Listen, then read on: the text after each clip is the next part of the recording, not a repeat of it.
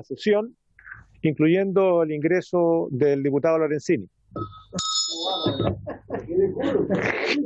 No, están. Uy, le echamos su Coca-Cola acá, pues me la voy a tomar. ¿Usted, diputado, vamos?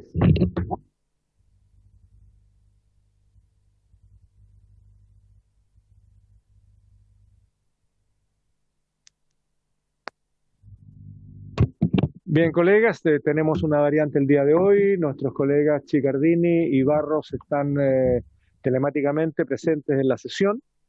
Estábamos esperando que se haga presente el diputado Lorenzini porque hemos tenido el acuerdo de que partamos todos, ¿no? Muy bien. El acta de la sesión número 2 queda a disposición de las señoras y señores diputados. No hay registrados documentos para la cuenta y ofrezco la palabra para los puntos varios. Diputada Mix, encienda su micrófono, por favor. Encienda su micrófono. Ahí estamos.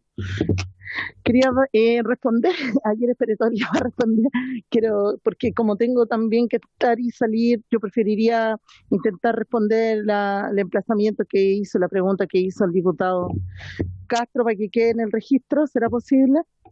Lo anunciamos ayer, diputada, que usted había asistido ayer para dar respuesta a los planteamientos del diputado Castro. No obstante, tenemos un inconveniente para dar una cuenta ahora, por cuanto el primer expositor tiene complicaciones de tiempo. Por lo tanto, partamos con eso y usted puede asistir a toda la sesión y con mucho gusto buscaremos el espacio más adecuado. Muy bien. Muy bien. Para que el diputado Castro no vuelva a insistir en la misma pregunta, ya por cuarta o quinta vez le informamos que las respuestas van a ser dadas oportunamente, diputado Castro. Muy bien. Le ofrezco la palabra al señor abogado, profesor de Derecho Constitucional de la Universidad de Valparaíso, don Cristian Viera Álvarez. Señor Viera, le ofrezco la palabra. Si puede usted colocar el audio, ¿ya está? Sí, muy bien. Tiene la palabra. Muchas gracias, presidente. Muchas gracias, presidente, por la invitación. Buenos días a todas y todos los presentes. Con la finalidad de respetar el tiempo establecido, he preparado una breve presentación, la que voy a leer y la pondré a disposición de esta comisión una vez que haya terminado este relato. La presente tiene 3 partes. La primera, un marco de contexto en torno al significado del control político. La segunda, sobre el Estado de Derecho. Y finalmente, una apreciación personal que recoge los puntos anteriores y la acusación presentada contra el señor exministro Jaime Mañalich. El primer punto, el control político. En primer lugar, la responsabilidad de nuestras autoridades puede ser de distinto tipo: administrativa, penal, civil, pero también política. Sobre este último punto me quisiera detener. La responsabilidad que se debe asumir es efecto del control, porque sin control el poder deviene despótico y ya nos lo adelantaba el viejo Montesquieu. Manuel Aragón ha dicho claramente: todos los medios de control en el Estado constitucional están orientados en un solo sentido y todos responden objetivamente a un único fin: fiscalizar la actividad del poder para evitar abusos, porque poder controlado es poder limitado. De ahí entonces que para la salud de nuestro Estado de Derecho es necesario que operen los mecanismos de control. Estos son diversos y en términos gruesos encontramos el control social, el control político y el control jurídico. El primero es el que realizamos los ciudadanos, un control que no es institucional, es difuso, subjetivo y que se relaciona con el ejercicio de nuestros derechos fundamentales. El segundo, institucionalizado, pero que al momento de una toma de decisión la valoración es subjetiva. El tercero, también institucionalizado, es formalista, fiscalización de reglas y objetivo. Ejemplo emblemático es el que realiza la Contraloría.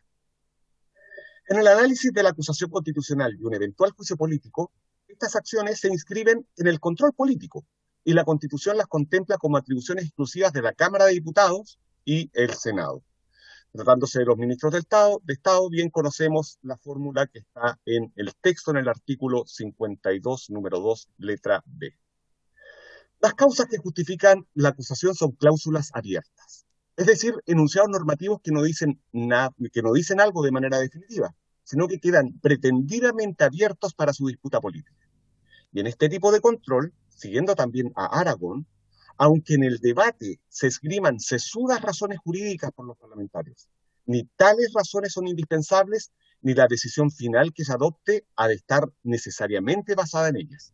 Pero incluso, aunque la decisión en aquellas razones se basara, porque así se quisiera presentar, tal decisión no se toma por la fuerza del derecho, sino de los votos. No es la decisión de un órgano jurídico, sino político. Es una decisión enteramente libre y no objetivamente vinculada. En definitiva, y vuelvo a Aragón, porque la decisión no se toma por la fuerza del derecho, sino de los votos. No es la decisión de un órgano jurídico, sino político. Y quisiera terminar esta primera parte con el efecto del control político. Y aquí un paréntesis. No existe en Chile un trabajo analítico sobre el control político. Sus escasas referencias se limitan a señalar los mecanismos de control y no aportan más que las normas que lo contienen. De ahí que recurra constantemente a Aragón, porque el control político se encuentra mucho más desarrollado en un régimen parlamentario. Cierro. Dice Aragón, lo cito, la fuerza del control parlamentario, paréntesis político, descansa más que en la sanción directa en la indirecta, más que en la obstaculización inmediata en la capacidad de crear efectos hacia el futuro, más que en la derrota del gobierno en impactar al cuerpo electoral. Esta labor de crítica, de fiscalización, constituye el significado propio del control parlamentario. No siempre habrá sanción, pero siempre habrá al menos esperanza de sanción. De ahí que la eficacia del control político resida, además de sus resultados intrínsecos, en la capacidad que tiene para poner en marcha otros controles políticos y sociales. Eso es lo que ocurre exactamente con el control parlamentario. Y permítaseme un ejemplo para ilustrar lo anterior. El año 2018, producto de una moción de censura, es removido de su cargo el presidente del gobierno español, el señor Mariano Rajoy. La causa desencadenante que provocó aunar fuerzas de diferentes sectores para que la moción prosperara fue que la Audiencia Nacional determinó, en el llamado caso Gürtel, la existencia de una estructura de financiamiento ilegal en el Partido Popular. La sentencia argumentaba que el Partido Popular ayudó a establecer un sistema genuino y efectivo de corrupción, etcétera, etcétera. Ojo, Rajoy no fue imputado ni condenado, pero ¿qué duda cabía que el presidente de ese partido político tenía responsabilidad en el caso? Y por lo mismo, era necesario proponer una censura al gobierno. Mutatis mutandi, el juicio político chileno que parte con la acusación constitucional en esta Cámara es un mecanismo de control de las autoridades. Tiene toda la apariencia de un juicio.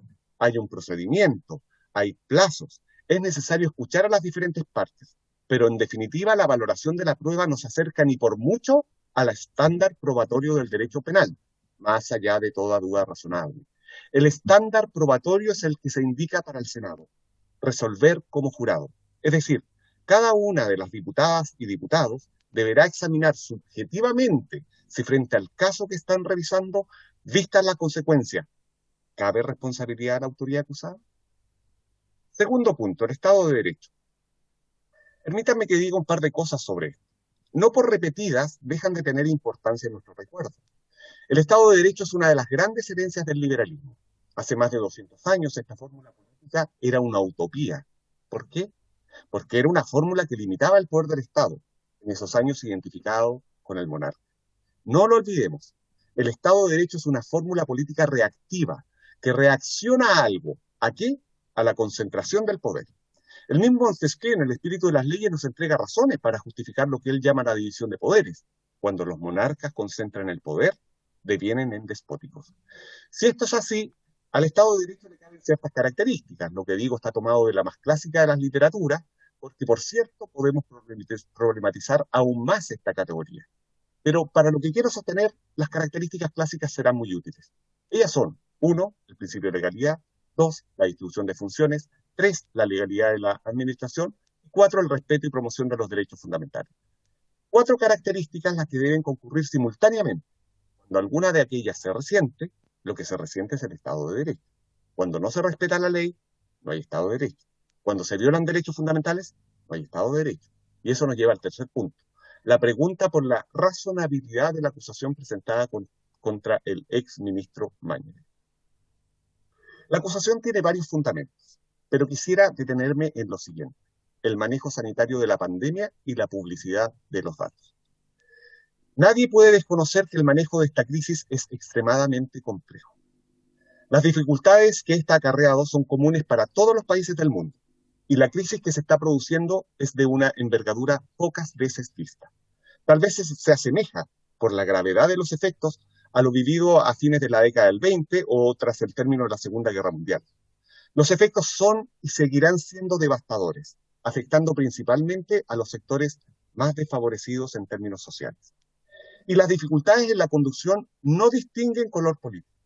Hemos sido testigos que en todas partes, con gobiernos de distintos signos, las problemáticas son análogas. Sin embargo, también hemos visto que hay gobiernos que han sorteado con mayor éxito estos complejos efectos, y en todos ellos hay una característica común: la transparencia de la información y tomar en consideración los criterios científicos en el proceso de toma de decisiones. Los gobiernos que mejor responden son aquellos que escuchan a los científicos. No soy yo, un profesor de Derecho, el indicado o siquiera con algún mérito para analizar la pertinencia de las medidas que se tomaron en el Ministerio de Salud, presidida en ese tiempo por el exministro Mañalich. Para eso es necesario escuchar a los científicos y científicas. Ellas y ellos cuentan con la formación y capacidad necesaria para emitir una opinión acabada en cuanto a la eficacia y oportunidad de las medidas sanitarias. Con todo, sí puedo, como ciudadano, plantear algunas preguntas y una de ellas, aún consciente de la complejidad de la situación, es: ¿cómo ha sido el manejo sanitario de la crisis provocada por el COVID? ¿Se trata de un manejo, si me permiten la expresión, estándar? ¿O más bien ha sido un manejo defectuoso? Un solo dato para mostrar la envergadura de la tragedia. Según informa el MinSal, el número de fallecidos con y sin diagnóstico al día 27 de septiembre de 2020 es de 17.210 compatriotas. Más de 17.000 muertes por este virus. El día martes, en el debate presidencial entre los candidatos Trump y Biden, este último mostró una gráfica para criticar el manejo de la pandemia realizada por el presidente en ejercicio.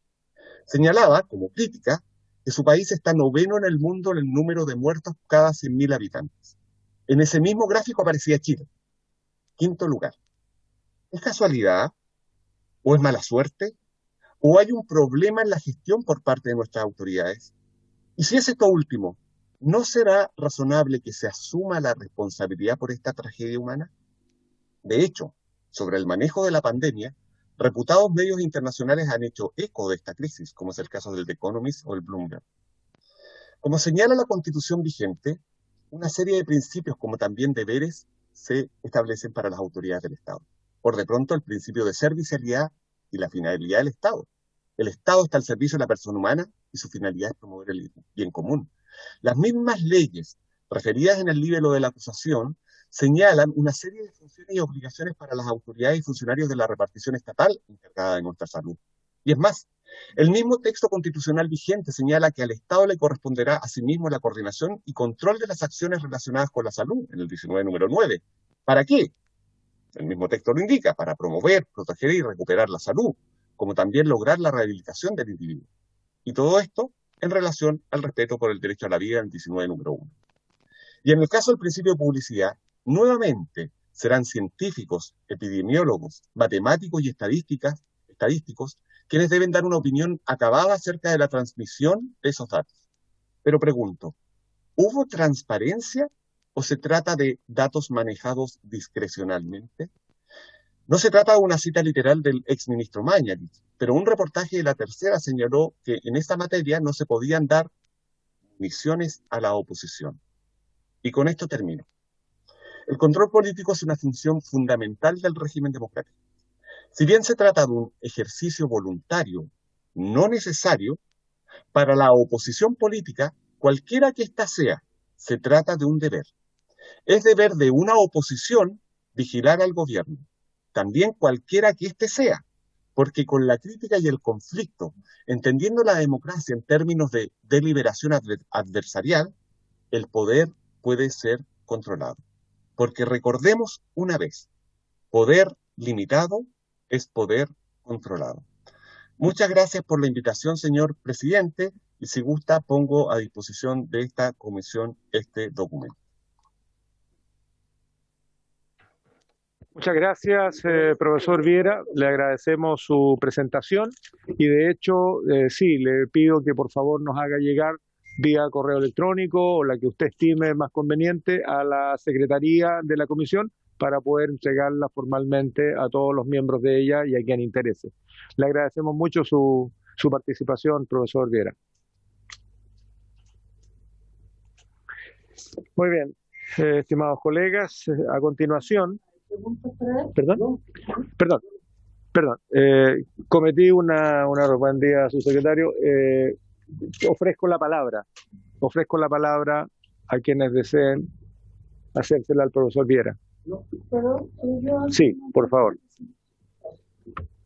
Muchas gracias. Saludar a don Cristian, por su exposición, agradecerla y quizá a propósito de algo que dijo casi terminando su exposición respecto de una publicación realizada en el diario La Tercera, respecto a que internamente el ex ministro Mañalich le había dicho a su círculo cercano que no entregaba más información para que esta no fuese en el fondo herramienta de la oposición para cuestionar su gestión, y por eso prefería ocultar datos y no hacer tan público todo aquello que tenía que decir. ¿Podría profundizar más en aquello, don Cristian, por favor?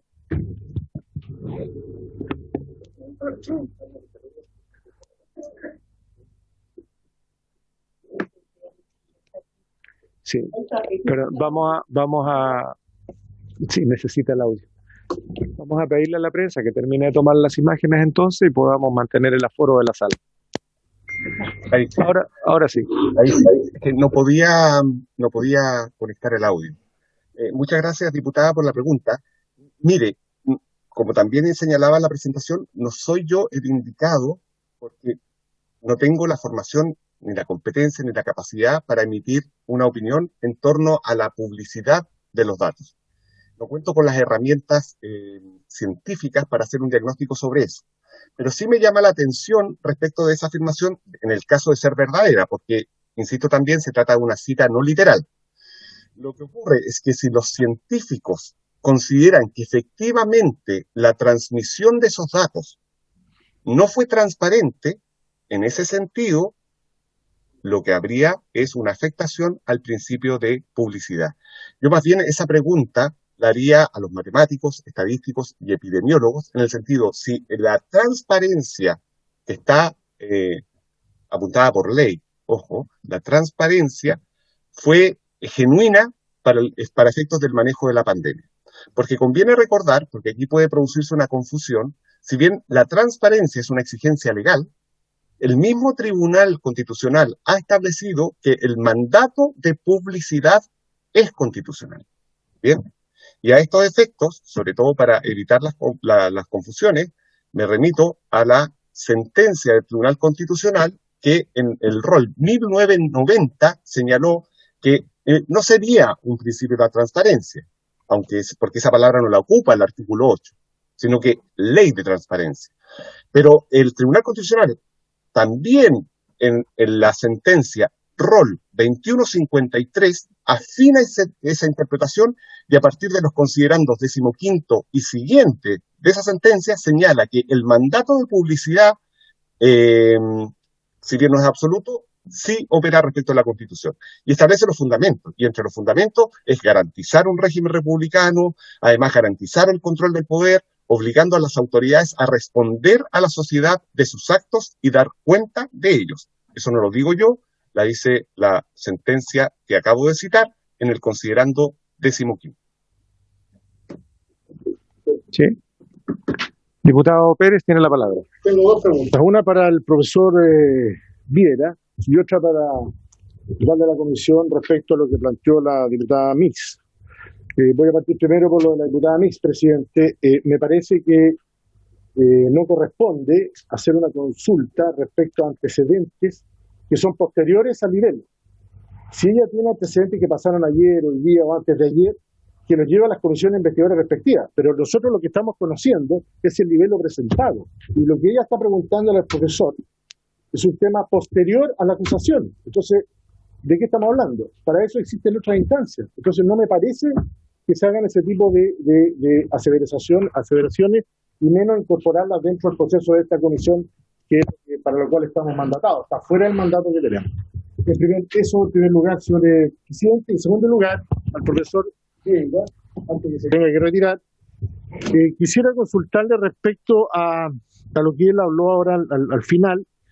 Y la pregunta es, profesor, por su intermedio, presidente, la diferencia entre transparencia activa y transparencia pasiva. Si me pudiera explicar eso. Y lo otro es, ¿en qué parte estaría infringiendo, de acuerdo a lo que él defina o entienda, estaría infringiéndose lo que el propio nivel lo dice respecto a la transparencia por parte del ministro Mañalich? Gracias, presidente. Muy bien. Yo creo que en una comisión de esta naturaleza no solamente estamos revisando en este momento la admisibilidad del libelo, sino que además estamos conociendo hechos, de tal manera de que yo no veo por qué la Mix no puede hacer una consulta. En lo segundo le ofrezco, y en los dos le ofrezco la palabra a nuestro expositor, señor Viera, por favor. Perdón, presidente, sobre el punto. Sobre el punto, diputado Pérez. A ver, yo creo que ha sido una práctica permanente que yo lamento, presidente, en su persona. Lo que estoy diciendo yo no es que esté prohibiendo o inhabilitando a la diputada Mix participe o consulte. Si lo que estoy diciendo para efectos de acta y para efectos de la función que tenemos que cumplir los que fuimos sorteados por esta Cámara para poder llevar a cabo esta comisión de revisar la acusación constitucional, estoy diciendo que los antecedentes posteriores a lo presentado en el libelo, que los presenten en las comisiones investigadoras, que se están sobre el mismo tema. Pero ella hizo una pregunta. Pero es que estaba preguntando solo a un interviniente, a un invitado, que opine sobre el libelo, y le entrega antecedentes posteriores. Entonces, ¿cómo es la cuestión? Entonces, estaríamos en el peor de los mundos. Bueno, esperemos la respuesta del profesor Viera. Profesor Viera, por favor. Una pequeña prevención. Gracias, diputado Pérez, por la pregunta. Voy a tratar de hacerme cargo. Yo soy invitado. El insumo que tuve para poder hacer esta presentación es el libelo acusatorio. En todo caso, lo que me pregunta la diputada Mix, que es una cita no literal, como efectivamente he señalado, sí se encuentra presente en el libelo. O sea, no es algo que no haya estado presente en el texto del libelo acusatorio. Ahora, insisto, no soy yo el encargado de responder aquello en todo caso, por cuanto creo que aquí serán los científicos los que han de responder sobre esto. Bien, lo único es que si la opinión científica que podríamos identificar como, comillas, informe de peritos, ¿no? Un peritaje, señalan que efectivamente aquí hubo un mal manejo, poca transparencia en los datos, si aquello fuese cierto, precisamente hay una infracción al principio constitucional de publicidad. Sobre sus preguntas, diputado, las cuales agradezco, que son dos, la diferencia entre transparencia activa y pasiva. Lo primero, señalar más bien en general, ninguno de estos valores son absolutos, ninguno. Siempre pueden existir buenas razones para la reserva de cualquier acto de los órganos del Estado. Por lo tanto, desde esta perspectiva, el hecho de que puedan existir límites a la transparencia de los datos es una causal que puede ser más o menos razonable. Entonces, en este caso, desde la perspectiva de ¿se infringe o no se infringe el artículo 8, que es el relativo a la publicidad? Partiendo de la base, que es lo que considero, y sobre todo también siguiendo aquí a los profesores Contreras y Lovera, que el principio de publicidad es un principio constitucional, yo más bien reservaría esa pregunta a aquellos que conocen el manejo de los datos, porque es una pregunta muy técnica. Entonces, si aquellos que se dedican a este manejo responden que efectivamente aquí la información no fue transparente, que hubo ocultamiento de datos, no siendo razonable, al parecer, para el manejo exitoso en la gestión de la pandemia, por cierto que habría una infracción al deber constitucional de la publicidad. pero yo no puedo pronunciarme sobre si hubo o no transparencia en esos datos porque excede mis competencias. Gracias, profesor Viera. Perdón, sobre el punto. Sí, Sobre el punto. Gracias, presidente. Primero decir que efectivamente los antecedentes al que ha hecho referencia el invitado sí están en el libelo, y por tanto invito al diputado Pérez a que lo pueda leer completo. Y segundo, efectivamente sí hubo un intento en la primera sesión de esta comisión de inhabilitarme, pero un tema que no tenía absolutamente nada que ver con el contenido de esta acusación. Muchas gracias, presidente. Presidente, muy bien. Perdón. A ver, por favor, no hagamos un diálogo de un tema que es secundario. Ya sí, está bien, le voy a dar la palabra al diputado Pérez. Le voy a dar la palabra, pero ya el propio invitado despejó el asunto que la consulta de la diputada Mix está contenida en el libelo. Por lo tanto, ya le voy a dar la palabra al diputado Barros. ¿Le puedo responder a la diputada Mix? Puede responderle, le doy la palabra al subsecretario, iba a decir diputado Osa, al subsecretario Osa, luego al diputado Barros. Tratemos de cerrar, por favor, el punto y concentrémonos en las exposiciones. Diputado Pérez. Mínimo. Yo fui sorteado para esta comisión. Yo respeto que ella sea la representante de los acusadores. En ningún caso, y desde la primera reunión yo he dicho que no se le pretende inhabilitar, sino que era ceñirse a lo que estrictamente se había acordado y estrictamente al trabajo de esta comisión. En ningún caso se quería inhabilitar. Por lo tanto, yo pido que se retire lo que dijo la diputada. Gracias, presidente. Subsecretario. Muchas gracias, presidente. Lo primero, por su intermedio, saludar a diputadas, diputados, profesores, invitados. Yo quisiera hacer una sugerencia, porque como ejecutivo, obviamente, nos jugamos un rol específico, ni formal, dado que el ministro Mañalich, el ex ministro Mañalich, ya no es ministro, pero eso no obsta a una sugerencia que yo quisiera hacer, aprovechando, y se me ocurría ahora, de que se ha hablado de la importancia de la transparencia, ¿no es cierto? La transparencia de la publicidad. Yo quisiera pedir que ojalá, por su intermedio, presidente, el día de mañana, el ex ministro Mañalich cuente con el tiempo suficiente para poder exponer todo lo que él estime pertinente, y ojalá recibir el máximo de preguntas por parte de quienes son parte de esta comisión y particularmente de los acusadores. Y con esto termino énfasis en esto, porque existe una comisión investigadora sobre este mismo tema, que se suspendió muchas veces. No se invitó al ex ministro Mañalich, sino hasta después interpuesto el libelo. Entonces yo creo que acá hemos seguido un orden consecutivo que no es el más apropiado, sobre todo en aras de la transparencia. Gracias, presidente. Muy bien, es una decisión que vamos a tomar. Ya tenemos reglas del juego señaladas. Los expositores han tenido todos 15 minutos para exponer, más 15 minutos pregunta y respuesta. La primera exposición sentó un precedente que lo aceptamos todos, de 20 minutos de exposición, y la parte acusadora tuvo 1 hora. Por lo tanto, el exministro tendrá exactamente el mismo espacio, digamos, de lo que hemos acordado desde el principio. En todo caso, tenemos que todavía resolver en qué momento se va a presentar la defensa, cuestión que todavía no ha ingresado. Por lo tanto, no podemos saber cómo vamos y a qué horas vamos a convocar. Habíamos quedado en que teníamos reunión telemática el día de mañana con invitados que ya estaban en una lista. Por lo tanto, una vez que se informe oficialmente la presentación de la defensa, lo decidiremos.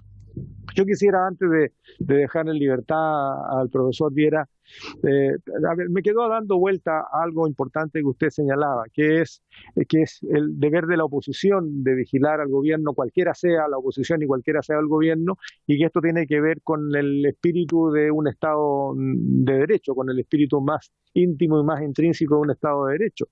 Y en este escenario, entendiendo también que el poder limitado es poder controlado, por lo tanto equilibra un poco las fuerzas al interior de un Estado donde la ciudadanía va tomando un rol importante. En este contexto quiero preguntarle su opinión respecto, y esta es una opinión más bien conceptual, que se la pido a usted, respecto de el rol jerárquico de las autoridades que representan una parte relevante en un poder del Estado, entendiendo especialmente que en un estado de excepción constitucional, por catástrofe, en este caso por una catástrofe sanitaria, no es sino la autoridad sanitaria la que tiene que tener no el rol tradicional de su cargo, sino que más bien una representación también excepcional desde el punto de vista de la conducción del Estado en esta materia. Y todo lo demás se subsume justamente a esa conducción por cuanto la preocupación principal del Estado, de la administración del Estado, es resolver una situación de catástrofe. Por lo tanto, el rango, la jerarquía de la que usted habló, debería ser muchísimo más eficiente, eficaz, amplia, convocante, etcétera, porque este es un problema nacional que excede, creo yo, y le pregunto, por lejos y con largueza al rol de un ministro en un estado de normalidad. Y por lo tanto, este estándar más alto que debería tener, porque si hubiésemos tenido una catástrofe natural, sin ninguna duda es el ministro del Interior y con toda la institucionalidad la que conduce la respuesta. En este caso es una catástrofe sanitaria y por lo tanto es el ministro de Salud el que conduce la respuesta, convoca y aplica las medidas para el mejor desempeño de nuestro país. Y claramente, aquí voy a preguntar como diputado, a mí me parece que los resultados que están a la vista no son justamente los mejores resultados. Le hago la pregunta, señor expositor. Muchas gracias, diputado Flores. Mire, la respuesta la veo más bien en abstracto, ¿no? Y es una observación muy interesante, porque en la exposición yo decía dos cosas. El control político es voluntario, siempre es voluntario, o sea, no existe una obligación de, lo que estamos viendo en este caso, de presentar una acusación constitucional contra una autoridad política, tampoco existe obligación de las comisiones investigadoras, tampoco existe obligación de interpelar a las autoridades. Sin embargo, en términos de teoría democrática, el rol de la oposición, si entendemos la democracia en términos adversariales, es decir, de liberación a partir de un conflicto, o sea, yo en ese sentido con esas categorías trabajo, ¿no? Para la oposición política, el control deviene, se transforma en necesario. Bien, entonces frente a lo que usted señala, que es muy pertinente, nos encontramos en una pandemia que es inédita, no es inédita, que no la vivíamos hace 100 años. Si nosotros revisamos la génesis del Código Sanitario, muchas de las normas que aún están presentes en ese texto legal son fruto de otra pandemia que también nos tocó experimentar a fines de la década del 10, en 1918, 1920. Entonces, ¿qué es lo que ocurre? Ese texto legal, que efectivamente establece atribuciones muy robustas para la administración del Estado, ¿para qué? Para controlar la epidemia, son tan robustas, y yo creo que algunas de ellas desfasadas, entonces es necesario también que el órgano legislativo se haga cargo de la actualización de las normativas, precisamente por el poder excesivamente oneroso con el que cuenta la administración del Estado. Entonces, aquí viene lo importante. Es fundamental que efectivamente alguien gestione esta pandemia. Y también es razonable que la gestión de esta pandemia esté a cargo de la administración del Estado. Pero que si la gestión en ningún caso supone discrecionalidad arbitraria o poder absoluto. Entonces, de ahí la importancia, porque está en el nivel de poder con el que cuenta la administración del Estado para el manejo sanitario de esta situación, que efectivamente, ¿qué es lo que se podría provocar cuando no hay límites al ejercicio del poder? Lo que se podría provocar o producir es una afectación a los derechos fundamentales. Y esta afectación a los derechos fundamentales no es ni siquiera por la vía de la reserva legal. Esta afectación eventual de los derechos fundamentales se estaría produciendo por medio de decretos o reglamentos. Entonces, por eso creo que en estas circunstancias, utilizar los mecanismos del control político y, por cierto, también frente a las medidas concretas, la actuación de los órganos jurisdiccionales, se reclama necesario. Porque es fundamental en un Estado democrático de derecho el control de la actuación. Cualquiera que éste sea, señor presidente, cualquiera que éste sea, el control del poder del Estado. Muchas gracias, profesor Viera. Si no hay más preguntas para él, no hay más preguntas. Muchas gracias. Le agradecemos su participación. ¿Puedo retirar, señor presidente, que tengo otra actividad ahora en la universidad? Lo sabemos, por esa misma razón le opusimos al principio de las exposiciones.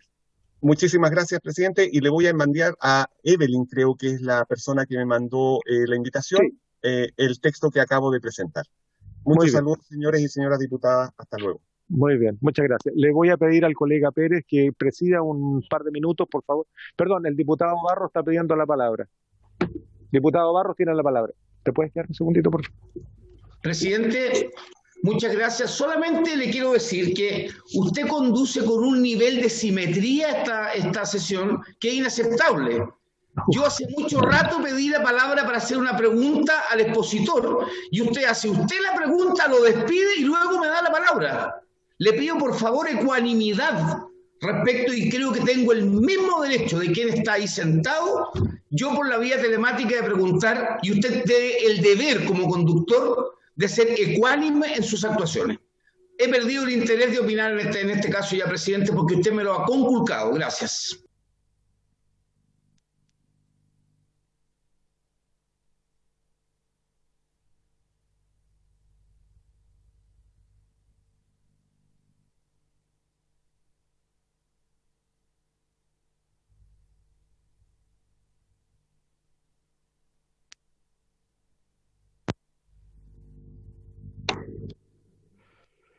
Bueno, siguiendo con la orden del día, corresponde otorgarle la palabra a nuestro invitado, el abogado y exministro del Tribunal Constitucional, señor Raúl Bertelsen Repeto. Don Raúl, tiene usted la palabra.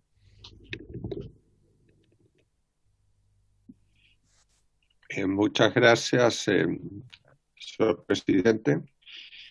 Saludo a usted y a los integrantes de la comisión especial y voy a centrar mi exposición, advirtiendo que no estoy en condiciones de poder haber presentado o enviar un texto, porque recibí la invitación y el texto de la acusación constitucional a mediodía de ayer. Además que la tarde de ayer la leí, la examiné, pero no he tenido tiempo de redactar una presentación, además que quedará registrada, ¿no es cierto?, en las grabaciones a que ustedes, ¿no es cierto?, efectúan de la exposición, ¿no es cierto?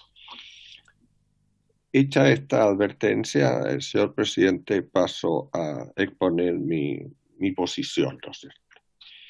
La acusación constitucional está contemplada en la Constitución actual y pasada, el 25, como una atribución especial tanto de la Cámara de Diputados como del Senado, ¿no es cierto? Lo que interesa en este minuto es sobre todo el papel que corresponde a la Cámara de Diputados. Es una de las atribuciones especiales de la Cámara de Diputados, que en el artículo 52 de la Constitución tiene dos atribuciones exclusivas. La primera es fiscalizar los actos del gobierno y la segunda, declarar si han o no lugar las acusaciones que no menos de 10 ni más de 20 presenten contra las autoridades por las causales que el número señala. En esta distinción, a mi juicio, está la clave, ¿no es cierto?, para discernir qué es lo propio de una acusación constitucional. El número uno, fiscalizar los actos del gobierno, ¿no es cierto?, está la fiscalización política, ¿no es cierto?, política, ¿no es cierto?, propia de todo régimen constitucional democrático, ¿no es cierto?, pero con consecuencias distintas según sea uno u otro el sistema o el régimen de gobierno. Si es un régimen parlamentario e incluso también los sistemas semipresidenciales, una fiscalización política puede conducir a la interposición e incluso aprobación de un voto de censura que trae aparejada la responsabilidad política de los ministros de Estado, que en estos regímenes de gobierno es ante la Cámara Política y no ante el presidente de la República, que en un sistema presidencial en cuanto tal gobierna. Por eso es que el mismo 52 número 1 en unas letras se dice que la adopción de acuerdos de la Cámara no compromete la responsabilidad política, no la compromete porque la tiene ante el presidente de la República. Esta atribución especial, como es conocido de los señores diputados, ¿no es cierto?, se perfeccionó en la reforma constitucional del 2005, permitiendo las interpelaciones a los diputados, perdón, las interpelaciones a los ministros de Estado. Entonces, este es el terreno, ¿no es cierto?, de la responsabilidad, de la fiscalización política. Y ahí, ¿no es cierto?, es el lugar, ¿no es cierto?, donde pueden hacerse valer todas las consideraciones de mérito que la Cámara de Diputados, a través de sus miembros, ¿no es cierto?, quiera formular a los ministros de Estado. Pero, ¿no es cierto?, tiene el límite que no pueden interponer un voto de censura porque estamos ante un régimen presidencial de gobierno y no un sistema parlamentario ni semipresidencial. La segunda atribución, que es una atribución clásica en el constitucionalismo y que tiene su origen en Inglaterra, ¿cierto?, es la acusación constitucional, impeachment, el término original, inglés, ¿no es cierto? Y ahí está en juego una responsabilidad jurídica. Y por eso, ¿no es cierto?, para hacerse efectiva, tiene que haberse producido una infracción a deberes jurídicamente exigibles. Sean deberes, ¿no es cierto?, que están en la legislación, como es el caso de los delitos que están tipificados, ¿no es cierto?, o bien la infracción a deberes constitucionales que están especificados para cada una de las autoridades que son que pueden ser objeto de una acusación constitucional. De modo que aquí, ¿no es cierto?, y lo quiero decir explícitamente esto, no es la vía adecuada para una acusación constitucional criticar, ¿no es cierto?, o objetar el manejo discrecional que tenga la autoridad respectiva y entrar a hacer evaluaciones de mérito, ¿no es cierto? Eso, ¿no es cierto?, es propio, ¿no es cierto?, de la fiscalización del 52 número 1, no del 52 número 2, ¿no es cierto?, que es una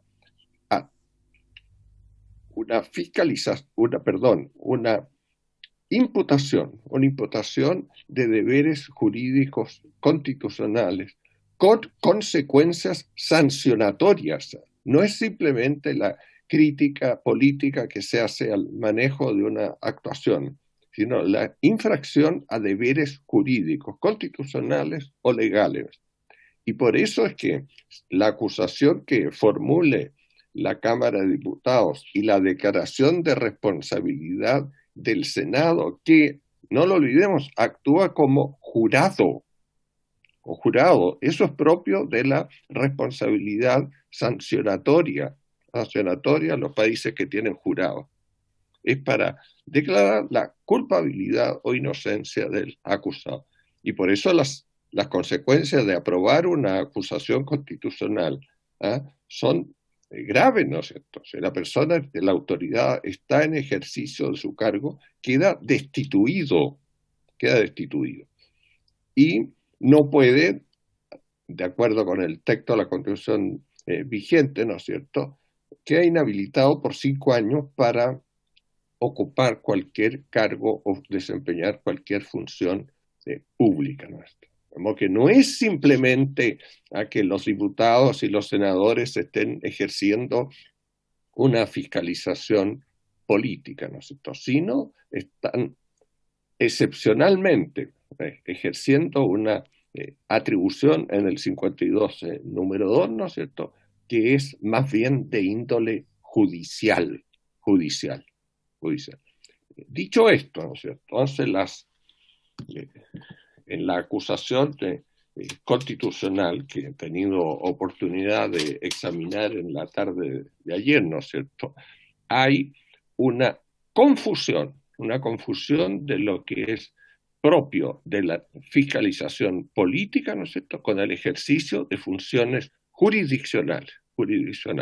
la Cámara de Diputados, ¿no es cierto?, que vendría a ser una especie de ministerio público, ¿no es cierto?, que formula la acusación, y el Senado una función propiamente de tribunal, ¿no sé.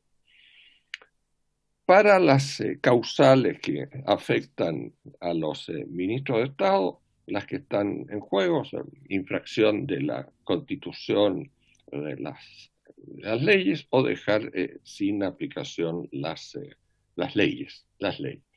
Ahora bien, si uno observa el texto de la acusación constitucional, ¿no es cierto?, aparece en algunos párrafos, ¿no es cierto? Y llamo la atención, ¿no es cierto?, uno de estos párrafos que me parecen más elocuentes, en la conclusión de la segunda parte, cuando dice hechos fundantes de la presente acusación constitucional, después del número 30, ¿no es cierto?, aparece la siguiente frase que leo: de los hechos relatados se puede apreciar que las potestades legales de su cargo como ministro no fueron ejercidas de manera apropiada. Eso es un juicio netamente político. Netamente político. Si es algo, ¿no es cierto?, es una cuestión de mérito. ¿Se actuó o no en la forma que se aprecia, ¿no es cierto?, más oportuna o más conveniente. Es algo que no puede fundamentar una acusación constitucional. Una cosa. Y después, si uno observa los preceptos que se dan por infringidos, hay una circunstancia que a mí me ha llamado poderosamente la atención, ¿no es cierto?, porque estamos hablando de infracción a las leyes, ¿no es cierto?, que su infracción tiene que ser, ¿no es cierto?, especificada e indicada en qué medida, ¿no es cierto?, el ministro o exministro, en este caso, las infringió, ¿no es cierto? Y sorpresa, ¿no es cierto?, no hay un solo artículo del Código Sanitario que se dé como infringido. Ni uno solo. Legislación sanitaria específica, ¿no es cierto? Hay unas citas, ¿no es cierto?, artículos que están en el DFL1 del Ministerio de Salud, que recoge las distintas legislaciones sanitarias. Y los artículos que se dan como infringidos son artículos que establecen las funciones del ministerio. El artículo 1, o en el 4, ¿no es cierto?, las funciones específicas del Ministerio de Salud, la Dirección Superior del Ministerio, por ejemplo, el artículo 12. Pero no hay legislación específica relativa, ¿no es cierto?, al trato, ¿no es cierto?, de las pandemias, no hay. Entonces, carece, ¿no es cierto?, de la precisión suficiente, a mi juicio, ¿no es cierto?, para que se fundamente una acusación constitucional, ¿no es cierto? En lo relativo al otro capítulo de la Constitución, ¿no es cierto?, que es lo relativo a la probidad administrativa, ¿no es cierto? Uno de los artículos que se cita, ¿no es cierto?, legal como infringido, es el artículo 52 de la Ley Orgánica Constitucional de Bases Generales de la Administración del Estado, ¿no es cierto?, en que se dice en qué consiste el principio de probidad. Consiste en observar una conducta funcionaria intachable y un desempeño honesto y leal de la función o cargo. En el texto de la acusación, yo no he leído, ¿no es cierto?, que al exministro Mangialin, ¿no es cierto?, se le acuse en un desempeño deshonesto o desleal de la función ministerial, ¿no? Y se da este artículo como infringido. Entonces, señor presidente, y por su intermedio, no puedo decir a todos los diputados que me escuchen porque no están presentes en la sala, ¿no sé? Cosa que no deja de sorprenderme, ¿no es cierto? Algún diputado sigue por el vía Zoom, ¿no es cierto? Entonces, hasta dudo, ¿no es cierto?, por qué razón se invita a los abogados a exponer su punto de vista si no hay ni siquiera el interés de hacerlo, ¿no es cierto? Esto, yo fui ministro del Tribunal Constitucional, ¿no es cierto? Jamás los ministros del Tribunal Constitucional nos retirábamos de la sala cuando alegaban los abogados, ¿no? Entonces voy a concluir y responder a la pregunta que los pocos que están presentes, ¿no es cierto?, quieran formularnos.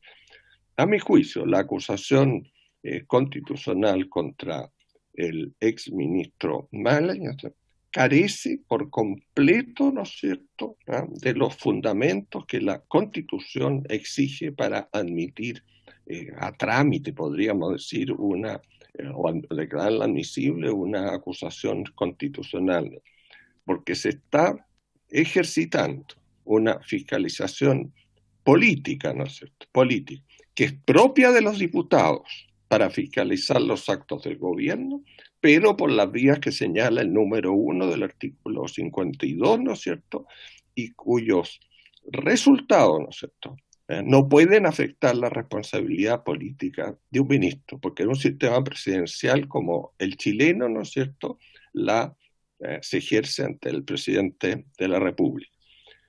En cambio, la atribución de declararse anular las acusaciones constitucionales es una vía para ser ejercida una responsabilidad jurídica, constitucional y penal en algunos casos cuando hay delitos de por medio.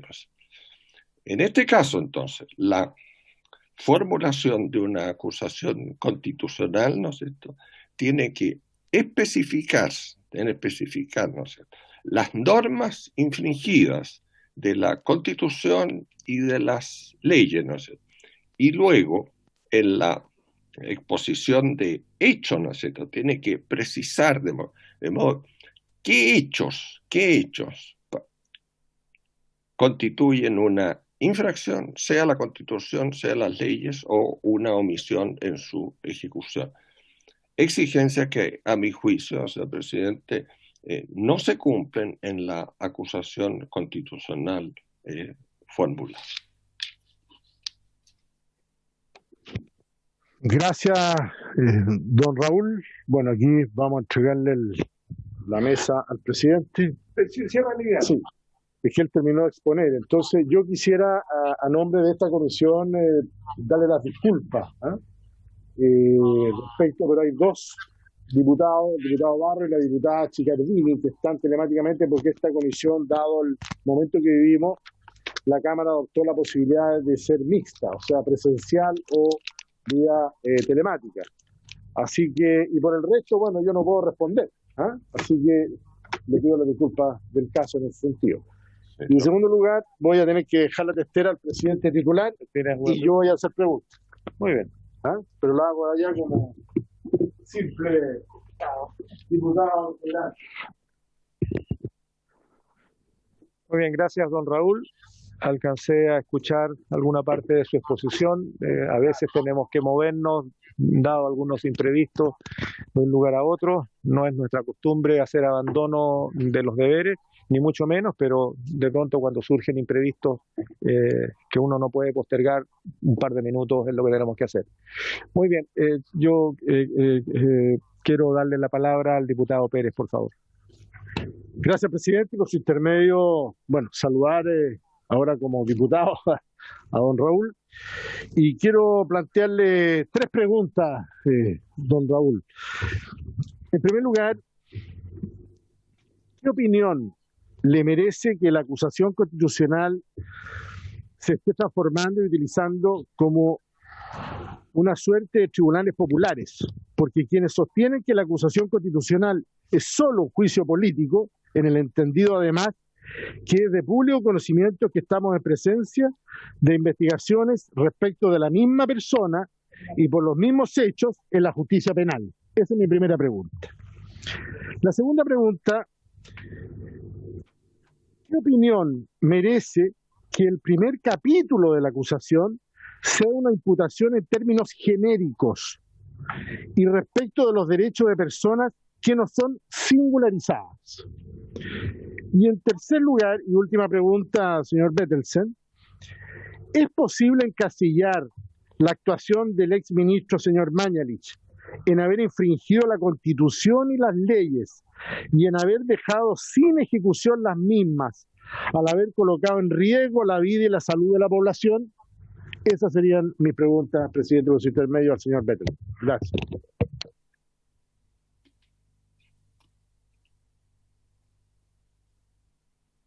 Le ofrezco la palabra, señor Bettelsen. Bettelsen.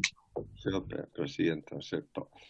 Respecto al, voy a seguir el orden de su formulación, ¿no es cierto? Que en el tercer punto voy a pedir una aclaración, una repetición, porque no la capté y no pude tomar nota. La opinión de la acusación, del uso de la acusación constitucional como especie de tribunales populares, ¿no es cierto? Bien, en un libro que acabo de escribir, ¿no es cierto?, que llevo el título inequívoco de En defensa de la Constitución, ¿no es cierto?, yo señalo como uno de los desviaciones que se ha ido introduciendo en el último tiempo, yo diría en el último año, un poco antes también, pero sobre todo en el último año, la utilización reiterada de las acusaciones constitucionales, ¿no es cierto?, en lo que no es propio. A mi juicio, con debido respeto, ¿no es cierto?, es una apreciación de un estudioso del derecho constitucional, ¿no es cierto?, se está utilizando abusivamente las acusaciones constitucionales, ¿no es cierto?, para intentar por esta vía ejercitar una responsabilidad política ante la Cámara de Diputados de los ministros de Estado que no es propio del sistema presidencial de gobierno. Después, ¿no es cierto?, del capítulo, la segunda pregunta, consulta, la no individualización de personas cuyos derechos, ¿no es cierto?, se habrían infringido, ¿no es cierto? Bueno,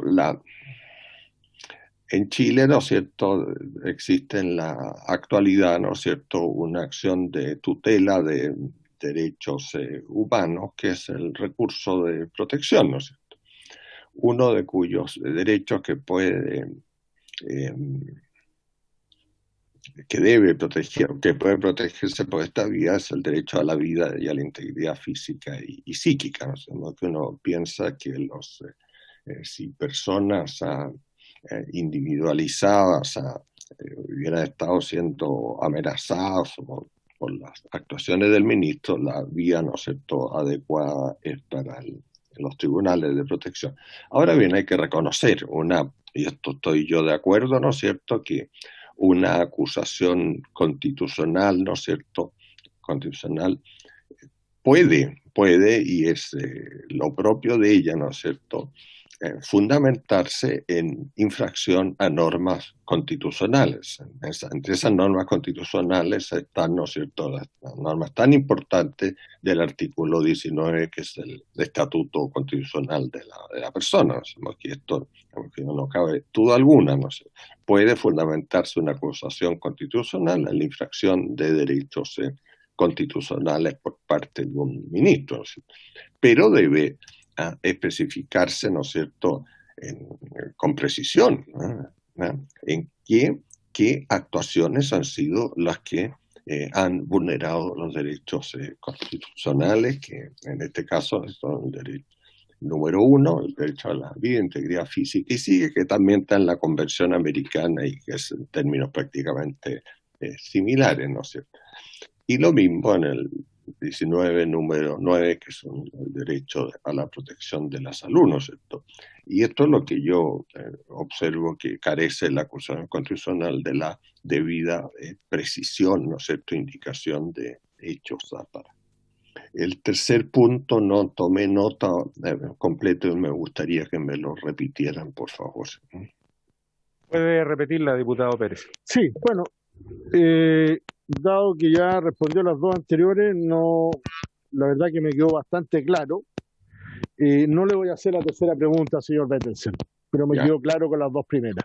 Muchas gracias. Muchas gracias, don Raúl. Me informan que ha pedido la palabra el diputado Barros. Diputado Barros tiene la palabra.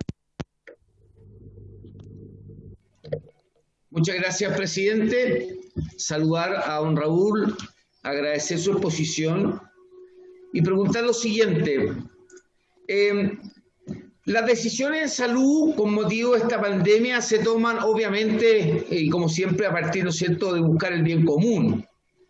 Aquí no hay protocolos uniformes ni estáticos porque esto ha sido en el mundo entero y para todos los expertos, ¿no es cierto?, un desafío muy grande. Entonces uno no logra entender cuál es y por qué se puede reprochar una conducta del ministro Mañalich, y la pregunta es, ¿se pueden cuestionar políticas públicas aunque éstas sean dinámicas, diversas o que ni siquiera las conocemos? Porque pueden haber cambios de estrategia, como de hecho lo ha habido. ¿Se pueden cuestionar políticas públicas mediante una acusación constitucional? ¿Le parece que existiendo consecuencias sancionatorias graves como una inhabilitación para ejercer cargos públicos es posible sostener que aquí es responsabilidad solamente política?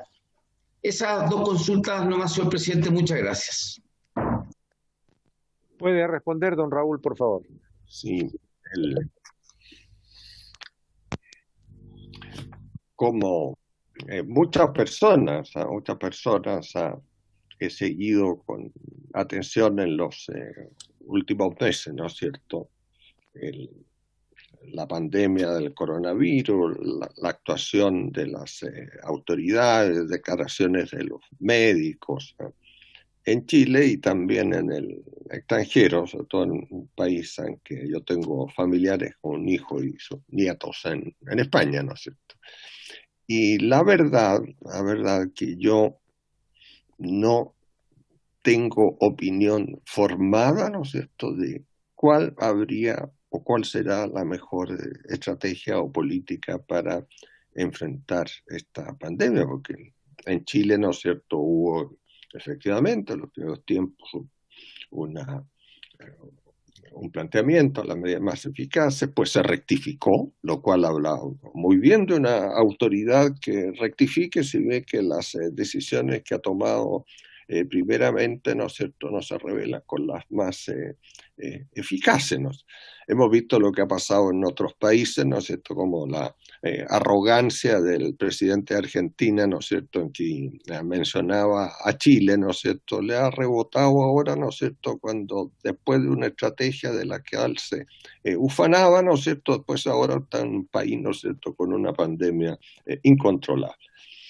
Ahora bien, si uno ve lo que pasa en las últimas semanas, ¿no es cierto?, ¿qué ha pasado en Magallanes y Aysén, ¿no?, con las mismas, ¿no?, políticas que se aplicaban, ¿no es cierto?, en uno, y aparentemente hay una pandemia desatada, ¿no es cierto?, en esas regiones australes, ¿no es cierto? Entonces, yo que como toda persona, ¿no es cierto?, y más a mayor de 75 años, ¿no es cierto?, he sido particularmente afectado, yo no sé, no sabría si me pidieran una opinión, qué es lo más eficaz. Por eso yo creo que es legítima, ¿no es cierto?, es legítima, y yo entiendo, señor presidente, que perfectamente haya cuestionamientos a la política que siguió el ministro Mañalich, a la política que después ha seguido al ministro París, ¿no es cierto?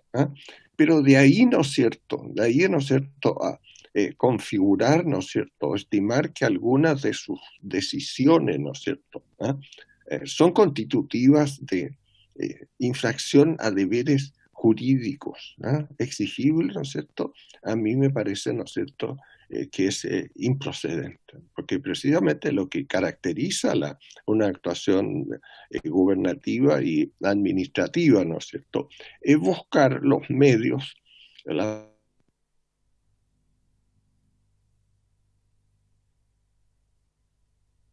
a medidas más eficaces del caso, ¿no es cierto? Y habla bien de una autoridad, ¿no es cierto? ¿Ah? Poder rectificar en algún momento dado. En un momento dado. Ese es mi punto de vista. Muchas gracias, don Raúl, por la respuesta. Diputado Pérez, ¿se cierra su pregunta? Muy bien. Muy bien. Si no hay más preguntas, entonces le agradecemos mucho su participación, señor Bertelsen. Puedo retirarme de la sesión, ¿no es cierto? Perfectamente, reiterándole los agradecimientos por su participación. Muchas gracias. Hasta luego. A continuación, le ofrezco la palabra a la abogada y profesora de Derecho Constitucional. ¿No está? Perdón, tenemos un inconveniente. Secretaria, ¿puede informarlo, por favor? La señora Constanza Huber tenía una actividad, dijo que se iba a incorporar al panel tipo 12, presidente. Tal vez sería posible... Podemos suspender unos minutos. Con la diputada Mix, ¿no? Pero no está. Suspendamos y la... A ver, vamos a suspender por unos minutos. Vamos a darle la oportunidad a la profesora Juve que pueda exponer a las 12 del día. Nos quedan 15 minutos. Vamos a tratar de localizar a la diputada Mix. Entiendo que estaba hablando en sala para que pueda contestar las preguntas que han sido solicitadas por el diputado Castro. De no ser así, entonces, la suspensión será hasta el mediodía. Vamos a suspender 5 minutos para ver si ubicamos a la diputada y si no, suspendemos hasta el mediodía.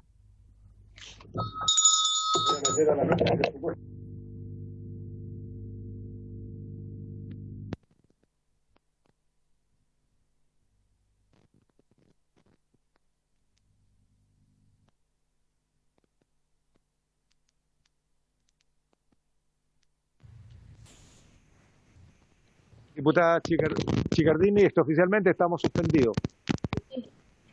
Presidente, ahora que estamos en suspensión de sesión, quería preguntarle, revisamos bien los plazos, ¿cómo serían entonces las sesiones a seguir?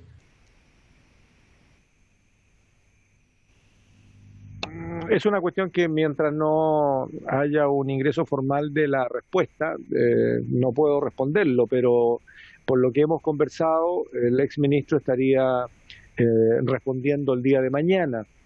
Tenemos que definir la hora, ¿no? Dado a que correspondería hacer una sesión telemática, yo estoy tomando la decisión de hacerla presencial, quienes puedan, y los demás telemáticamente. Y eso entonces nos coloca dentro de los próximos plazos para que el día viernes entonces estemos votando. Y así entonces será dada la cuenta el día martes 13, si mal no calculamos, sería el martes 13, entonces que se dé la cuenta y ahí se fijará el día entonces que probablemente de esa semana en que se haga el procedimiento de la cuestión previa y eventualmente continúe, ¿no? Pero eso es lo que tenemos extraoficialmente hasta el momento. En lo que quedamos, colega, estoy hablando con sesión suspendida, para que quede claro. De lo que hemos conversado es que al término de esta sesión vamos a conversar con la defensa del exministro y nos vamos a poner de acuerdo. Yo luego de eso tengo que fijar la hora de...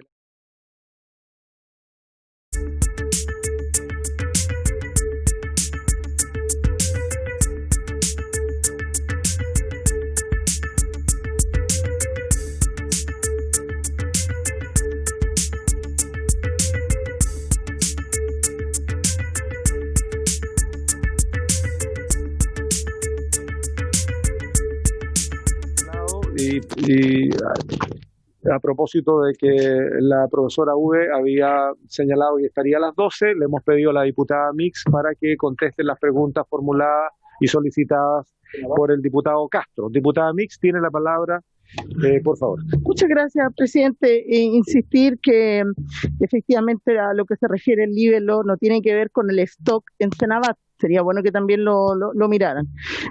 Por tanto, no se justifica de ninguna manera la presencia de Senabadacal. Lo que nosotros denunciamos ahí y mostramos como antecedente y lo envié a la comisión también con respaldo de un comunicado del mismo alcalde de Cerro Navia donde explica cómo el gobierno les informa que tienen que adelantar su campaña de vacunación de la influenza y que después además le dicen que no hay posibilidad de que sea distribuida esta vacuna hasta 2 semanas después. Nosotros a esa situación nos referimos particularmente, presidente, porque esa situación lo que significó fue aglomeraciones, exponer a los adultos mayores, a la población de riesgo, a filas interminables a horas de la mañana, en un momento que estamos hablando del 16 de marzo, en el momento que estaba la situación del contagio en nuestro país, en un momento incluso antes de la declaratoria del estado de catástrofe, bastante sin manejo. Aquí yo les quiero dejar la respuesta, que ustedes la pueden incluir, está en todo caso en la Secretaría, está el comunicado del alcalde de Cerro Navia y además hemos sumado un video que el mismo alcalde de Cerro Navia muestra de la cantidad de ambulancias y vehículos que se atocharon la mañana del 20 de marzo esperando que fueran entregadas las vacunas para distribuirlas a las distintas comunas y el reclamo obviamente fue que no llegaron todas, que tuvieron que devolverse, que algunas comunas, y en el caso de él reclamaba que no podía avanzar en la campaña de vacunación porque no tenía el stock en su comuna, que no tiene que ver, insisto, con la Senabat. Eso, presidente, en todo caso, cuando los alcaldes sean invitados, cuando ya entren en el fondo del libelo, van a poder exponer estas y otras situaciones que desde nuestro punto de vista ayudaron a que el contagio se propagara en la población porque no hubo ningún protocolo que evitara que aquellos que se iban a vacunar a los centros de vacunatorio tuvieran algún cuidado para ellos. Eso, presidente, eso no era algo muy simple y va a quedar a disposición de toda la comisión. Muchas gracias, diputada Mix. Bueno, me informan que ya la profesora Juve se ha conectado. Habíamos señalado que íbamos a ocupar el tiempo en la exposición de respuestas de la diputada Mix, pero a ver si se pueden comunicar, por favor, señora secretaria, con el diputado Barros para avisarle que se reconecte, lo mismo con el diputado Castro, que no sé si alcanzó a escuchar las respuestas de la diputada Mix, no lo vemos conectado en la pantalla. No está conectado telemáticamente. Muy bien. Bueno.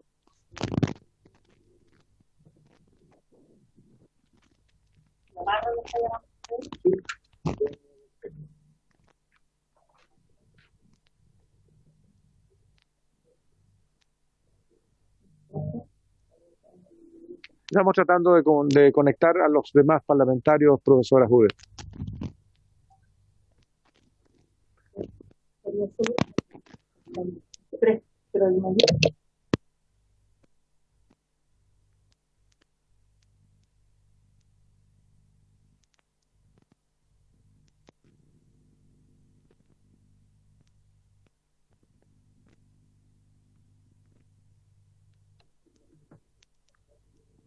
Muy bien, vamos a reiniciar entonces las exposiciones de los invitados y le quiero ofrecer la palabra a la abogada y profesora de Derecho Constitucional de la Pontificia Universidad Católica, doña Constanza V. Portus.